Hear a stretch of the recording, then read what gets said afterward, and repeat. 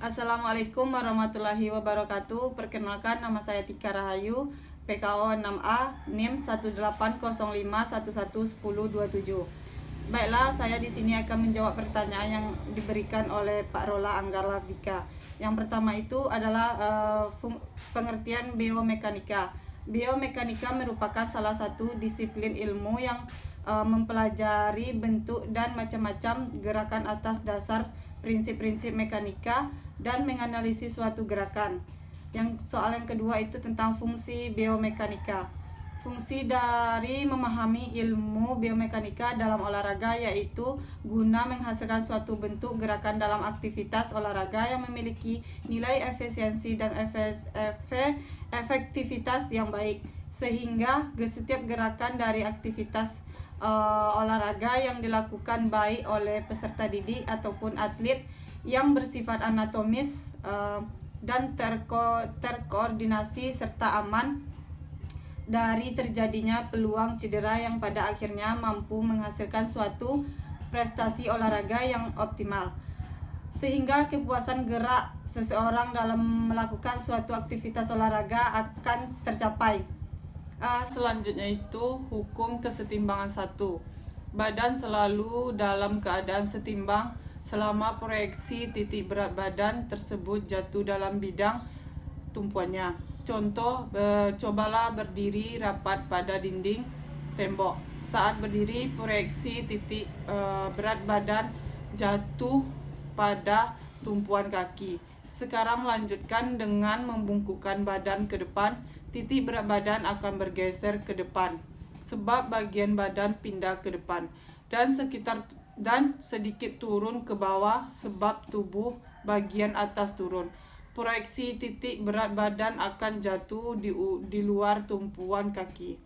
Pada posisi ini kita akan terjatuh.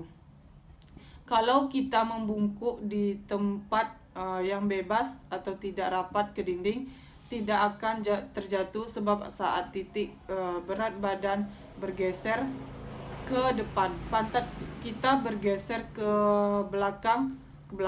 Pergeseran pantat ini menyebabkan proyeksi titik berat badan tetap berada dalam bidang tumpuan kaki. Yang kedua, hukum kesetimbangan 2. Stabilitas berbanding lurus dengan luas bidang tumpuannya. Artinya makin luas bidang tumpuan, makin besar stabilitasnya. Sebaiknya makin kecil bidang tumpuannya, makin kecil pula stabilitasnya. Contohnya, cobalah berdiri dengan kedua kaki dibuka sekitar selebar 30 cm dan kemudian buka kaki selebar lagi menjadi 60 cm. Ternyata makin lebar atau luas tumpuan kaki kita, makin stabil posisi kita. Yang selanjutnya kesetimbangan 3. Stabilitas berbanding lurus dengan berat badan. Artinya semakin berat badan seseorang, semakin besar stabilitasnya. Sebaiknya semakin ringan badan seseorang, semakin kecil stabilitasnya. Pada perbandingan tinju ada kelas-kelas berdasarkan kategori berat badannya. Berat badannya yang sesuai akan sesuai pula stabilitasnya, sehingga tidak akan terjadi kecelakaan yang fatal bila salah seorang kalah dalam pertandingan.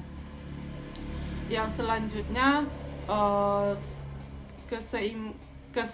hukum keseimbangan 4. Stabilitas berbanding lurus dengan jarak horizontal dari titik berat badan terhadap sisi bidang tumpuan ke arah badan bergerak. Artinya semakin besar jarak horizontal ke arah tertentu, makin besar stabilitasnya ke arah tersebut. Sebaiknya makin kecil jarak horizontal, makin kecil pula stabilitasnya. Contoh, perhatikan orang-orang yang sedang melakukan tarik tambang. Mereka membuat posisi sehingga bagian badan dan kepala condong ke belakang, sedangkan kaki yang satu dijulurkan jauh ke depan. Kaki yang dijulurkan jauh ke depan, posisi yang semakin menyebabkan titik berat badannya jauh dari kaki tumpuan yang di depan. Sebaiknya perhatikan orang yang saling mendorong. Badannya dicondongkan ke depan, sedangkan sebelah kakinya jauh berada di belakang. Posisi ini juga menyebabkan titik berat badannya jauh dari kaki tumpuan yang di belakang. Dari contoh tersebut dapat kita pahami bahwa agar stabilitas menjadi besar, seseorang berusaha agar jarak datar atau horizontalnya menjadi sebesar-besarnya. Orang yang saling tarik-menarik akan mungkin jatuh ke depan, jadi jarak horizontal ke arah depan harus besar. Sedangkan orang yang saling dorong-mendorong tidak mungkin jatuh ke belakang, jadi jarak horizontal berarti ke belakang harus lebih besar. Baiklah, itu yang kelima, hukum kesetimbangan 5. Stabilitas berbanding terbalik dengan jarak vertikal dari titik berat badan terhadap bidang alasnya. Artinya makin besar jarak vertikalnya, makin kecil stabilitasnya. Sebaliknya, makin kecil jarak vertikalnya, makin besar stabilitasnya. Contohnya pada saat desain bentuk mobil balap dan bandingkan dengan mobil biasa, selalu dibuat rendah. Mobil balap selalu dibuat rendah-rendahnya dengan kecepatan yang tinggi. Jika akan melakukan tikungan yang tajam, mobil akan tetap stabil dan tidak khawatir akan terbalik.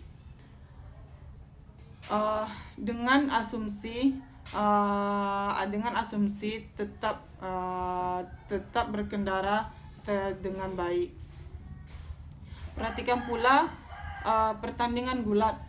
Lawan yang akan dibalik selalu berusaha agar badannya rapat ke matras, sehingga jarak vertikalnya menjadi sekecil-kecilnya. Jarak vertikal yang kecil berarti stabilitasnya besar. Baiklah, hanya itu yang dapat saya sampaikan. Assalamualaikum warahmatullahi wabarakatuh.